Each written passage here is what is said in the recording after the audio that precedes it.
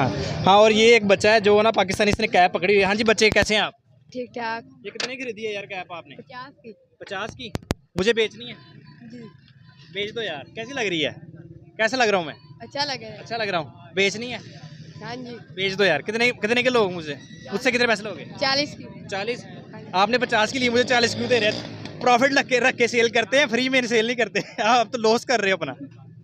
कितने में सेल करनी है बताओ?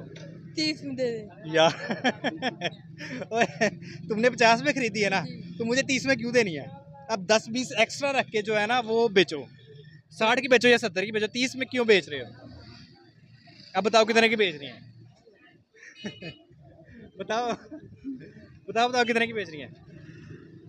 60 की दे दे। 60 की? चलें जी, ये मुझे लड़का जो है ना वो इसने अभी इसी स्टॉल से 50 की कैप ली है और मुझे जो है ना इसने 60 में बेच दिया। अच्छा जी, आपको 60 रुपये देता हूँ, लेकिन अभी मैं पहले कवरेज कर लूँ उसके बाद।